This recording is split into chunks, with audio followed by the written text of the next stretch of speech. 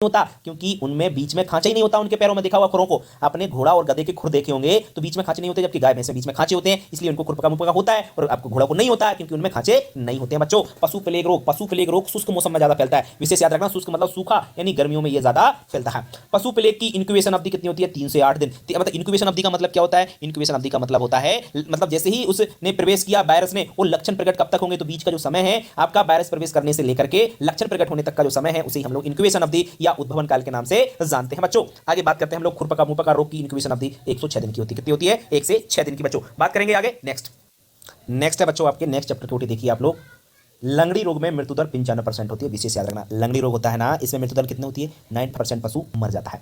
वर्षा के बाद कौन सा रोग फैलता है? लंगड़ी रोग। वेरी इंपोर्टेंट है, ध्यान रखें। वर्षा ऋतु में अधिकतर गलघोंटू रोग फैलता है। वर्षा, ये दोनों क्वेश्चन बड़े कंफ्यूजन करते हैं। वर्षा ऋतु के बाद कौन सा रोग फैलता है? लंगड़ी रोग। और वर्षा ऋतु में कौन सा फैलता है? वो है गलघोंटू रोग। ठीक है ना, विशेष याद रखें। लंगड़ी रोग को जहरबाद के नाम से भी जानते हैं। किस नाम से जानते हैं? लंगड़ी रोग को जहरबाद के नाम से भी जाना जाता है। गलघोंटू को नाभिक ज्वर कहते हैं। गलघोंटू क्या कहते हैं? नाभिक ज्वर। इंग्लिश में इसको हीमोरेजिक सेप्टिसीमिया के नाम से जाना जाता है। स्ट्रिप का परीक्षण, बच्चों स्ट्रिप का परीक्षण कौन से रोग में करते हैं? थैलेला रोग में। और क्या होता है स्ट्रिप का परीक्षण? सब लोग जानते हैं। स्ट्रिप का परीक्षण एक क्या लेते हैं, कप लेते हैं, उसके ऊपर काला कपड़ा डालते हैं और उसके ऊपर क्या करते हैं? थैलेला रोग से ग्रसित पशु का दूध निकालते हैं और उसको फिर क्या लैब में जांच के लिए भेज देते हैं। तो उसे स्ट्रिप का परीक्षण के नाम से जाना जाता है। जीभ पर दर्द भरी सूजन, ये लंगड़ी रोग का लक्षण है। जीभ पर दर्द भरी सूजन किस रोग का लक्षण है? ध्यान रखें, आपको लंगड़ी रोग का ये लक्षण है, ये विशेष आपको याद होना चाहिए। इसके बाद अगर हम बात करें बच्चों, नेक्स्ट है थनैला रोग से ग्रसित जो पशु के दूध का पीएच मान, इंपोर्टेंट है, 7.4 हो जाता है। थनैला रोग से ग्रसित पशु का दूध का पीएच मान कितना हो जाता है? 7.4 हो जाता है, विशेष याद रखें। इंथ्रेक्स रोग बैसिलस इंथ्रेसिस जीवाणु से होता है। ध्यान रखें, इंथ्रेक्स रोग किसके द्वारा होता है? बैसिलस इंथ्रेसिस नामक जीवाणु से होता है। लंगड़ी रोग से ग्रसित पशु 24 घंटे मर जाता है। कितने घंटे में? 24 घंटे में मर जाता है। विशेष 70 नहीं है, लंगड़ी रोग से ग्रसित पशु 24 घंटे में ही मर जाता है। 24 से 72 घंटे भी हम लोग कह सकते हैं। इंथ्रैक्स रोग पशुओं से मनुष्य में फैलता है। वेरी इंपोर्टेंट है। ऐसा कौन सा रोग है जो मनुष्य में फैलता है पशुओं से? याद रखना, इंथ्रैक्स रोग जो होता है ये पशुओं से मनुष्यों में भी फैल जाता है। इंथ्रैक्स रोग से मरे हुए पशुओं का सब विच्छेदन नहीं करना चाहिए। मतलब यह है कि इंथ्रैक्स रोग अगर पशु को गया है तो उसके सबको छिन्न भिन्न नहीं करना चाहिए, क्योंकि इसका इन्फेक्शन मनुष्य में भी हो सकता है। जहरी बुखार में पशु के प्राकृतिक छिद्रों से छिद्र होना चाहिए। जहरी बुखार में पशु के प्राकृतिक छिद्र, नाक, कान, मलाशय, इनसे क्या होता है? खून निकलने लगता है, कोलतार जैसा। कैसा? कोलतार जैसा खून निकलने लगता है। दांत कटकटाने की आवाज, बच्चों दांत कटकटाने की आवाज लंगड़ी रोग का लक्षण है। कौन से रोग का लक्षण है? लंगड़ी रोग का ये लक्षण है। ठीक है, आगे बात करते हैं बच्चों। नेक्स्ट है बच्चों, पशुओं में जन्म के समय बछड़े में दांत कितने होते हैं? ध्यान रखें, याद रहे, जन्म के समय 2 दांत होते हैं। जब पशुओं का बछड़ा जन्म देता है तब कितने दांत होते हैं? 2 दांत होते हैं। गाय भैंस की औसत आयु कितनी होती है? 28 वर्ष होती है। गाय भैंस की औसत आयु कितनी? 28 वर्ष होती है। पशुओं की उम्र ज्ञात करने की सबसे अच्छी विधि कौन सी है? तो ध्यान रखना, पशु की उम्र ज्ञात करने की सबसे अच्छी विधि है दांत देखकर। क्या देख करके? दांत देखकर पशु की सबसे बेहतर विधि मानी जाती है। पशु की उम्र सींग पर पाए जाने वाले छल्लों से ज्ञात कर सकते हैं, जिसमें छल्लों की संख्या में कितना जोड़ देते हैं? 2 जोड़ देते हैं। मान के चलिए 4 छल्ले हैं तो उम्र कितनी होगी? 6 वर्ष। ध्यान रखें, कितनी वर्ष होगी? 6 वर्ष। ठीक है, आगे बात करते हैं बच्चों, पशुओं में कृंतक दांत चारा काटने के काम आते हैं। क्या काम आते हैं? चारे को पतला करने के, दाढ़े बोलते हैं उन्हें, कृंतक दांत के नाम से जाना जाता है। स्कोर कार्ड जो होता है, स्कोर कार्ड पत्रक में अंकों का योग कितना होता है? ध्यान रखें, 100 होता है। कितना होता है? 100 होता है। आगे बात करते हैं बच्चों, नेक्स्ट दुधारू पशु की आकृति। तो दुधारू पशु की आकृति कैसी होती है? त्रिभुजाकार होती है। कैसी होती है बच्चों? त्रिभुजाकार होती है। एक अच्छे बैल का अगला भाग पिछले भाग की अपेक्षा भारी होना चाहिए। जी हां बच्चों, क्योंकि आगे उसके कंधे पर जुआ रखा जाता है जिससे वो हल खींच सके। तो ध्यान रखना, एक अच्छे बैल का अगला भाग पिछले भाग की तुलना में भारी होना चाहिए। कील दांत, बच्चों कील दांत सिर्फ मांसाहारी पशु में होते हैं। आपने देखा हो कुत्ता, शेर, जिनके तो दांत होते हैं भारी निकले होते हैं, वो सिर्फ मांसाहारी पशु में होते हैं, गाय भैंस में नहीं होते हैं। दूध निकालने के बाद गाय का जो एन होता है वो सिकुड़ जाना चाहिए। क्या सिकुड़ जाना चाहिए? एन जो अडर होता है वो सिकुड़ जाना चाहिए। गाय भैंस बकरी के ऊपरी जबड़े में कृंतक दांत नहीं होते हैं। गाय भैंस बकरी, ध्यान रखें, इनके ऊपर वाले भाग पर जो होते हैं दांत नहीं होते हैं। उसके स्थान पर एक कठोर परत पाई जाती है जिसे हम लोग क्या कहते हैं? डेंटल पेड के नाम से उसको जाना जाता है। किस नाम से? डेंटल पेड के नाम से उसको जाना जाता है। बच्चों, आगे बात करें पशु का स्कोर कार्ड करते समय। जी हाँ, पशु का स्कोर कार्ड तैयार करते समय 20 से 30 फीट की दूरी पर खड़ा होना चाहिए। किसको खड़ा होना चाहिए? जो चयन करता होता है ना, उसको कितने फीट दूरी पर? 20 से 30 फीट दूरी से वो अच्छी प्रकार से जो है स्कोर कार्ड तैयार कर सकता है। गाय के सींगों पर, जी हां बच्चों, गाय के सींगों पर यदि 4 छल्ले हैं तो उसकी उम्र कितनी होगी? 6 वर्ष, क्योंकि 2 जोड़ देना है, सीधी सी बात है। 5 वर्ष की उम्र में पशुओं के सभी कृंतक दांत निकल आते हैं। कितनी उम्र में? 5 साल की जब उम्र होती है तो पशु के सभी कृंतक दांत जो होते हैं वो निकल आते हैं। ठीक है बच्चों, चलिए बढ़ते हैं हम लोग आगे। नेक्स्ट देखिए बच्चों, नेक्स्ट है आपका मक्खन। मक्खन में सुबास डाई एसिटाइल के कारण आती है। मक्खन में जो खुशबू आती है ना, मतलब दही में भी जो खुशबू आती है ना, वो डाई एसिटाइल के कारण आती है। ध्यान रखें आप लोग। क्रीम सेपरेटर, बच्चों क्रीम सेपरेटर वेरी इंपॉर्टेंट है, अब केंद्रीय बल पर कार्य करता है। ध्यान रखें, आईएमपी है, बहुत ही आईएमपी है और ये तो आ गई। केंद्रीय सेपरेटर क्रीम जो होता है, क्रीम सेपरेटर, ये अब केंद्रीय बल पर काम करता है। शुद्ध दूध का अपेक्षित घनत्व 1.032 होता है। क्रीम निकालते समय दूध का तापमान 95 से 105 डिग्री फ़ारेनहाइट होना उपयुक्त है। ध्यान रखें, क्रीम निकालते समय दूध का तापमान 95 से 105 डिग्री फ़ारेनहाइट होना उपयुक्त माना जाता है। आगे बात करते हैं क्रीम पकाने का उपयुक्त तापक्रम। क्रीम पकाने का जो तापक्रम होता है वो होता है 18 से 21 डिग्री। तो क्रीम पकाने का मतलब सीधा सीधा होता है जैसे हम लोग क्रीम को रख देते हैं तो रूम टेम्परेचर पर रखते हैं और वहां का टेम्परेचर 18 से 21 डिग्री सेल्सियस होता है। सिंपल सी बात है। मक्खन में नमक कितना मिलाया जाता है? 1%। याद रखें, घी को 110 से 120 डिग्री सेल्सियस पर गर्म करना चाहिए। क्या करना चाहिए? गर्म। कितने टेम्परेचर विशेष याद रखना, 110 से 120 डिग्री सेल्सियस पर हम घी बनाते हैं मक्खन को गर्म करके, आपको मालूम होगा। मक्खन में 80% वसा अनिवार्य होती है। जी हाँ, वही मक्खन कहलाएगा जिसमें 80% फैट होती है। जनरली हम लोग याद भी रख सकते हैं कि मक्खन में 80% फैट होती है बच्चों। इसके बाद व्यावसायिक तौर पर क्रीम से घी बनाया जाता है। जी आप कॉमर्शियल रूप में यदि बात करें, जो लोग डेयरी खोलते हैं, डेयरी बड़ी डेयरी होती है ना, वो क्रीम से ही घी बनाते हैं। किससे बनाते हैं? क्रीम से घी बनाते हैं। गाय का दूध पीला क्यों होता है? कैरोटीन के कारण। किस कारण होता है गाय का दूध पीला? क्यों होता है? कैरोटीन पिगमेंट के कारण गाय का दूध पीला होता है। NDRI national dairy research institute का पूरा नाम होता है राष्ट्रीय डेयरी अनुसंधान संस्थान। ये कहां पर है बच्चों? करनाल हरियाणा में। कहां पर है ये? करनाल हरियाणा में स्थित है। क्रीम में फैट होता है 25% से अधिक होना चाहिए। क्रीम में वसा की मात्रा कितनी? 25% से अधिक होना चाहिए बच्चों। और क्रीम को मथते समय अम्लता 0.20 से 0.25% होना चाहिए। कितने परसेंट? 0.20 से 0.25%। घी पानी की मात्रा बहुत इंपॉर्टेंट, कई बार पूछा गया। घी में पानी कितना? 0.5% होता है। और घी में वसा कितना? 99.5%। ध्यान रखें, घी में फैट 99.5 और आपकी घी में पानी कितना? 0.5% होती है। मक्खन उठाने वाले यंत्र का नाम स्कूप। मक्खन को उठाने वाला यंत्र क्या नाम होता है? स्कूप होता है बच्चों। बटर बर्कर में मक्खन से पानी अलग करने के लिए नमक मिलाते हैं। मक्खन में नमक क्यों मिलाते हैं? ध्यान रखना मक्खन में नमक इसलिए मिलाते हैं कि उसके पानी को अलग किया जा सके बच्चों। बहुत बढ़िया। आगे बात करते हैं नेक्स्ट आपके ओटी की। नेक्स्ट ओटी आपका है बच्चों ये, दूध की अपेक्षा क्रीम हल्की होती है। सही बात है, तभी तो मलाई ऊपर तैरती रहती है दूध में। क्यों? क्योंकि उसका अपेक्षित घनत्व कम होता है इसलिए। मक्खन में 12 से 16% जल होता है बच्चों। मक्खन में 80% तो क्या होती है? बसा होती है बच्चों, और 12 से 16% क्या होता है? जल होता है। प्लास्टिक क्रीम, जी हाँ बच्चों, प्लास्टिक क्रीम में 60 से 65% फैट होता है। घी में 99% फैट होती है, बताया था मैंने। 99.5 लिख देना आप, तो कोई दिक्कत नहीं है। 0.5% जल होता है, आपको मैं पहले ही बता चुका हूं। बहुत बढ़िया। दूध में वसा गोलिकाओं के रूप में पाई जाती है। ध्यान रखना, जो दूध होता है उसमें जो फैट पाई जाती है वो ग्लूबल्स के रूप में या गोलिकाओं के रूप में पाई जाती है बच्चों। दूध में खटास, जी हां, दूध से दही बनता है तो कौन सा बैक्टीरिया बनाता है? लैक्टोबैसिलस लैक्टेस या स्ट्रेप्टोकोकस लैक्टेस, ये बैक्टीरिया दूध में खटास उत्पन्न करता है। ध्यान रखें विशेषकर बच्चों। बहुत बढ़िया जा रहे हैं आप लोग। चलिए बढ़ते हैं आगे। नेक्स्ट बच्चों देखिए आप लोग, चेड्डार पनीर। जी हां, संसार में सबसे अधिक पसंद की जाती है। कौन सी पनीर? चेड्डार पनीर, जिसको संसार में सबसे अधिक पसंद किया जाता है। विशेष याद रखें। दही क्या है? दही एक किण्वित दुग्ध पदार्थ है। दही क्या है? किण्वित दुग्ध पदार्थ है। किण्वन की क्रिया के द्वारा बनता है दही। आपको मालूम होगा कि दूध में जामन डाल के रख देते हैं और फिर दही बन जाता है। कैसे? किण्वन की क्रिया के द्वारा। बहुत अच्छे। पनीर भोजन में मांस का विकल्प है। अगर पनीर मांस नहीं खाते तो पनीर खा लो, सेम है, क्योंकि सभी पोषक तत्व मांस के बराबर पनीर में पाया जाता है। ध्यान रखें, पनीर भोजन में मांस का एक विकल्प होता है। रबड़ी में एवरेज वसा 20% होती है। रबड़ी में वसा कितनी होती है? 20%। बहुत बढ़िया। दूध का पीएच मान 6.6 होता है बच्चों। दूध का पीएच मान कितना होता है? 6.6 होता है। गाय के दूध से 18.3% खोआ और भैंस के दूध से 21.6% खोआ प्राप्त किया जाता है। खोआ यानी मावा, जानते हैं बच्चों कि नहीं जानते? बहुत अच्छी प्रकार से जानते हो, सबने खाया होगा। बर्फी सब खाते हैं, मावा से बनती है, उसको खोआ के नाम से भी जानते हैं। तो गाय के दूध में फैट कम होता है इसलिए 18.3% प्राप्त होगा, और भैंस के दूध में ज्यादा फैट होती है इसलिए 21.6% खोआ की प्राप्ति होती है। बहुत अच्छे बच्चों, बढ़ेंगे आगे। नेक्स्ट देखिए, अच्छे जामन की अम्लता। तो अच्छे जामन की अम्लता 0.8 से 0.9% होती है। कितनी होती है? अम्लता 0.8 से 0.9% होती है। ब्रिक पनीर बच्चों, ब्रिक पनीर बैक्टीरिया द्वारा बनाया जाता है। विशेष याद रखना, बा से बा जोड़ देना, ब्रिक बैक्टीरिया याद रहे। ब्रिक यानी बैक्टीरिया, ये आपको याद होना चाहिए। बहुत बढ़िया बच्चों। आगे बात करें दूध से दही, लैक्टोबैसिलस लैक्टेस और स्ट्रेप्टोकोकस लैक्टेस द्वारा बनता है। सब जानते हैं दूध से दही बनाने वाले जीवाणु का नाम लैक्टोबैसिलस लैक्टेस और स्ट्रेप्टोकोकस लैक्टेस जीवाणु द्वारा ये बनता है। सर्वाधिक बनाई जाने वाली पनीर कौन सी? सर्वाधिक बनाई जाने वाली पनीर चेड्डार पनीर है, जो कि संसार में सबसे ज्यादा इसको पसंद किया जाता है बच्चों। नेक्स्ट है आपका फफूंद द्वारा पका पनीर कौन सा है? तो रॉकफोर्ट पनीर है। कौन सा पनीर है? रॉकफोर्ट पनीर। पूरा नाम अच्छी तरीके से याद रखना, गलत लिखा है। रॉकफोर्ट पनीर जो कि फफूंद से बनाया जाता है। फोर्ट इस प्रकार से याद रखिए। ब्रिक को बैक्टीरिया और फफूंद को रॉकफोर्ट। बहुत बढ़िया बच्चों। गैस छिद्र रहित पनीर कौन सा? ये पूछा गया है। चेड्डार पनीर। गैस छिद्र रहित कौन सा पनीर होता है? चेड्डार पनीर आपका गैस छिद्र रहित पनीर होता है बच्चों। और गाय के दूध के खोआ का रंग कैसा होता है? पीला होता है। क्यों होता है पीला? क्योंकि उसमें कैरोटीन पाया जाता है। ठीक है बच्चों, बहुत बढ़िया, बढ़ेंगे आगे।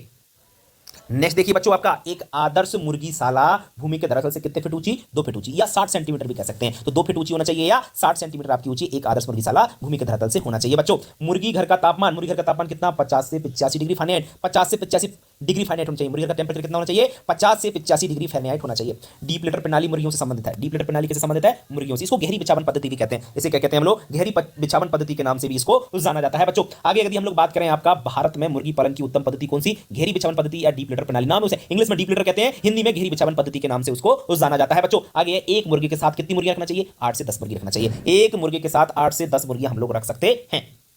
नेक्स्ट है आपका मुर्गीशाला में खिड़की पूरब से पश्चिम होना चाहिए, जिससे अच्छी प्रकार से उसमें धूप आ सके, इसलिए क्या होना चाहिए, पूरब से पश्चिम की ओर आपके क्या होना चाहिए, खिड़की होना चाहिए। बहुत बढ़िया। मुर्गी के मुंह में दांत नहीं होते, ध्यान रखना बच्चों, मुर्गियों के मुंह में दांत नहीं होते हैं और मुर्गियों में पसीना ग्रंथि भी नहीं पाई जाती है, ये आपको अच्छी प्रकार से याद होना चाहिए बच्चों। मुर्गीशाला में प्रति मुर्गी के लिए कम से कम 1 वर्ग फीट स्थान होना चाहिए। मुर्गीशाला में प्रति मुर्गी के लिए कितना कम स्थान होना चाहिए, 1 वर्ग फीट स्थान होना चाहिए, ध्यान रखें। पिंजरा प्रणाली पद्धति मुर्गी पालन से संबंधित सब लोग जानते हैं। पिंजरा प्रणाली और गहरी बिछावन पद्धति ये दोनों आपकी मुर्गी पालन से ही संबंधित है। कई बार प्रश्न बने हैं बच्चों, ध्यान रहे। सूर्य प्रकाश की कमी के कारण मुर्गियों में विटामिन डी की कमी हो जाती है। क्यों? क्योंकि विटामिन डी का स्रोत क्या है, सूर्य का प्रकाश जो पराबैंगनी किरणें आती हैं उन्हीं के द्वारा मुर्गी विटामिन डी का लेती हैं। मुर्गियों में पसीने ग्रंथियां नहीं पाई जाती, अभी बता रहा था ना, तो मुर्गियों में दांत होते ना मुर्गियों को पसीने ग्रंथियां पाई जाती हैं बच्चों। बहुत बढ़िया, बढ़ेंगे आगे। नेक्स्ट है आपकी, देखिए आप लोग, मुर्गी फार्म की छत। मुर्गी फार्म की छत छप्पर पक्की खपरेल होती है बच्चों। मुर्गी फार्म की छत छप्पर पक्की खपरेल होती है, ध्यान रखना। मुर्गी फार्म की छत होती है ना, छप्पर होती है, पक्की खपरेल होती है। बहुत बढ़िया। 100 भारी नस्ल की मुर्गियों के लिए 65 × 20 फीट का घर होना चाहिए। 100 भारी जो नस्ल की मुर्गियां होती हैं वो उसमें 65 से 20 फीट का क्या होना चाहिए, घर होना चाहिए। बहुत बढ़िया। मुर्गी घर सदैव कहां, दक्षिण दिशा में बनाए जाते हैं।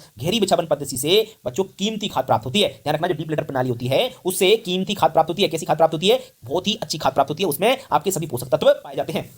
मुर्गियों के खाने के पात्र को क्या कहते हैं बच्चों, ध्यान रखना। मुर्गियों के खाने के पात्र को फीडर कहा जाता है। क्या कहा जाता है बच्चों, फीडर, फीडर कहते हैं, ध्यान रहे आपको। नेक्स्ट है आपका मुर्गीशाला का फर्श। तो मुर्गीशाला का फर्श कैसा होना चाहिए, पक्का होना चाहिए। मुर्गीशाला का फर्श कैसा होना चाहिए, पक्का होना चाहिए। मुर्गी 6 महीना में अंडा देना प्रारंभ कर देती है। 6 महीना की हो जाती है तो अंडा देना प्रारंभ कर देती है बच्चों। ये बहुत ही इंपॉर्टेंट क्वेश्चन है, बहुत ही इंपॉर्टेंट क्वेश्चन। आंध्र प्रदेश राज्य को अंडे की टोकरी कहते हैं। क्या कहता है, सबसे ज्यादा अंडे का उत्पादन आपका आंध्र प्रदेश में होता है, इसलिए उसे अंडे की टोकरी के नाम से जाना जाता है बच्चों। असील मुर्गी, असील मुर्गी एक लड़ाकू नस्ल है। कैसी नस्ल है, लड़ाकू। मनोरंजन के लिए इसको पाला जाता है। और कड़कनाथ मुर्गी का मांस का रंग कैसा होता है, काला, सब लोग जानते हैं बच्चों। बहुत बढ़िया। पिंजरा प्रणाली, पिंजरा प्रणाली में मुर्गियों में विटामिन डी की कमी हो जाती है बच्चों। याद रखें, जो पिंजरा प्रणाली होती है ना, इसमें धूप नहीं मिल पाती मुर्गियों को। जब धूप नहीं मिल पाती तो विटामिन डी नहीं मिल पाता, और विटामिन डी की कमी मुर्गियों में हो जाती है तो उनको सूखा रोग भी कई बार हो जाता है। बहुत बढ़िया। स्वास्थ्य की दृष्टि से डीप लिटर प्रणाली सबसे बेस्ट है, ध्यान रखें। स्वास्थ्य की दृष्टि से गहरी बिछावन पद्धति या इंग्लिश में डीप लिटर प्रणाली सबसे बेस्ट है, ये आपको याद होना चाहिए। बहुत बढ़िया बच्चों, चलिए बढ़ते हैं आगे। नेक्स्ट है बच्चों पोलोरम बीमारी। पोलोरम बीमारी को सफेद दस्त, व्हाइट वेसिलरी डायरिया, इन दोनों नाम से जाना जाता है, ध्यान रखें। व्हाइट वेसिलरी डायरिया और पोलोरम, सफेद दस्त, एक ही नाम है, ध्यान रखें, एक ही बीमारी है, तीनों का नाम विशेष है। सफेद दस्त बीमारी का रोग कारक क्या है, साल्मोनेला फ्लोरम जीवाणु। मतलब जो सफेद दस्त फ्लोरम बीमारी है ये साल्मोनेला फ्लोरम जीवाणु से होती है। सफेद दस्त बीमारी के लक्षण 7 से 10 दिन में प्रकट होते हैं। कितने दिन में, 7 से 10 दिन में प्रकट हो जाते हैं सफेद दस्त बीमारी के लक्षण। सफेद दस्त बीमारी से कम उम्र की चूजे, ध्यान रखें, कम उम्र की चूजे सबसे ज्यादा प्रभावित होते हैं बच्चों। पोरोसिस एवं रिकेट्स रोग ये पोषकहीनता वाले रोग हैं। एक तो रिकेट्स जो कि विटामिन डी की कमी से होता है, और दूसरा है पोरोसिस जो भी आपकी क्या होता है, पोषक तत्व की कमी से होता है। ध्यान रखें, इनको पोषकहीनता वाले रोग कहा जाता है। कौन से रोग कहा जाता है, पोषकहीनता वाले रोग। बच्चों इस वीडियो को जो पूरा देख लेगा ना, उसका एक भी क्वेश्चन गलत नहीं होगा, ये मेरी गारंटी है, गारंटी, पूर्ण गारंटी है। ध्यान रखना आप लोग, इसको पूरा देख लेना, बस इतना मैं आपसे जरूर कहूंगा, ठीक है। चलिए बात करेंगे आगे। फॉलपॉक्स रोग विषाणु से फैलता है। किसके द्वारा फैलता है, फॉलपॉक्स जो बीमारी होती है मुर्गियों में, ये किसके द्वारा फैलती है, विषाणु के द्वारा फैलती है बच्चों। और चेचक रोग, चेचक रोग ये मुर्गियों में, ध्यान रखना, ग्रीष्म ऋतु में फैलता है। चेचक रोग किसके द्वारा फैलता है, ग्रीष्म ऋतु में फैलता है, गर्मियों में। श्वसन सोत रोग बच्चों, श्वसन सोत रोग ये शरद ऋतु में फैलता है, शरद ऋतु में फैलता है, ध्यान रखें।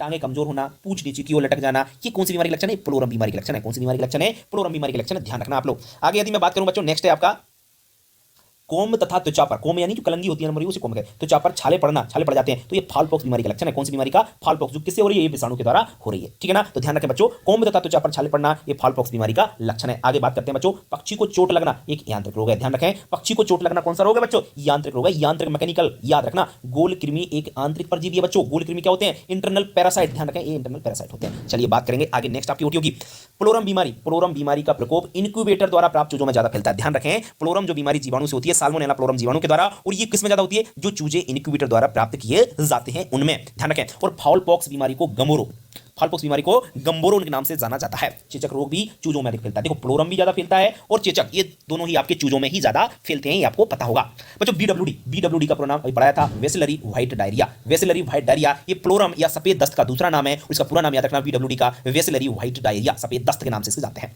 रानीखेत बीमारी विषाणु द्वारा होती है, सब जानते हैं। रानीखेत बीमारी किसके द्वारा होती है, विषाणु के द्वारा फैलती है बच्चों। मुर्गियों की चोंच काटना क्या कहलाता है, डीविकिंग। मुर्गियों की चोंच काटना क्या कहलाता है बच्चों, मुर्गियों की चोंच काटना डीविकिंग कहलाता है। क्या कहलाता है, डीविकिंग कहलाता है बच्चों। मुर्गियों में टीबी की बीमारी माइक्रोबैक्टीरियम जीवाणु के द्वारा होती है। कौन सी जीवाणु के द्वारा, माइक्रोबैक्टीरियम जीवाणु के द्वारा मुर्गियों में टीबी हो जाती है। विषैला भोजन बच्चों, विषैला भोजन खाने से मुर्गियों में रासायनिक रोग हो जाता है। कौन सा रोग हो जाता है, विशेष याद रखना, वेरी इंपॉर्टेंट है, विषैला भोजन खाने से मुर्गियों में रासायनिक रोग हो जाता है। दाद खाज खुजली ये फफूंद जनित रोग है। ये कैसे रोग है आपके, दाद खाज खुजली ये फफूंद जनित रोग है बच्चों। कैसे रोग है, फफूंद जनित रोग है। फॉलपॉक्स रोग पैरों में घाव बन जाते हैं। जी हां, फॉलपॉक्स है, इसको चेचक या गमोरो कह लो बच्चों, ये फॉलपॉक्स बीमारी है, इसमें पैरों में घाव बन जाते हैं और ये वायरस के द्वारा फैलने वाली बीमारी है। बार बार मैं आपसे कह रहा हूं ये चीज। किल्ली या भाई परजीवी जो है, किल्ली भाई परजीवी है, जबकि गोल कृमि आपके आंतरिक परजीवी है। किल्ली आप लोग जानते होंगे जो कि ऊपर लगती है, और जो आपकी गोल कृमि होती है जिसको हम लोग क्या बोलते हैं, पटेरों के नाम से जानते हैं, जो कि मुर्गियों के अंदर बन जाते हैं, और ये पशु में भी होते हैं, जनरल बात है। अंत परजीवी कहां पाए जाते हैं? सब जानते हैं, अंत परजीवी आंत में पाए जाते हैं बच्चों। किलनी बुखार, बच्चों किलनी बुखार जो होता है ये स्पाइरोकीटा गैलीनेरम के कारण होता है। स्पाइरोकीटा गैलीनेरम के कारण ये रोग आपका फैलता है, किलनी बुखार। फालपॉक्स रोग को बच्चों, फालपॉक्स रोग को कुकुट शीतला के नाम से भी जानते हैं, गंबोरो भी कहते हैं, फाल चेचक भी कहते हैं, इतने सारे नामों से फालपॉक्स बीमारी को जाना जाता है। फालपॉक्स रोग फिल्टर पासिंग विषाणु, कौन से विषाणु? फिल्टर पासिंग विषाणु से होता है, ध्यान रखें। फालपॉक्स आपकी बीमारी। लकवा, लकवा एक विषाणु जनित बीमारी, सब जानते हैं। लकवा जो होता है ना, इसमें एक तरफ गर्दन होकर जाती है और किसके द्वारा होता है? विषाणु के द्वारा होने वाला आपकी बीमारी है। नेक्स्ट ऑडियो देख लीजिए, बस थोड़े से और बच रहे हैं। देखिए मुर्गियों में रानीखेत बीमारी पैरामिक्सो विषाणु से। लास्ट है बच्चों, मुर्गियों में रानीखेत बीमारी किसके द्वारा? पैरामिक्सो विषाणु द्वारा होती है, ध्यान रखें। मुर्गियों में रानीखेत बीमारी किसके द्वारा? पैरामिक्सो विषाणु के द्वारा होती है। रानीखेत बीमारी को न्यूकैसल्स नाम से जाना जाता है। किस नाम से जाना जाता है? न्यूकैसल्स नाम से। रानीखेत बीमारी का टीका जीवन में एक बार लगता है। कब लगता है? जीवन में एक बार। रानीखेत बीमारी चूजों को सबसे ज्यादा होती है। देखो चाहे प्लोरम हो, चाहे फालपॉक्स हो या रानीखेत, किसके द्वारा होती है? चूजों में सबसे ज्यादा हो रही है तीनों बीमारी, ठीक है ना, ये ध्यान रखें। चिरकालिक श्वसन रोग मुर्गियों में माइकोप्लाज्मा गैलीसेप्टिकम जीवाणु से होता है, ध्यान रखें। चिरकालिक श्वसन जो रोग है मुर्गियों में माइकोप्लाज्मा गैलीसेप्टिकम जीवाणु से होता है।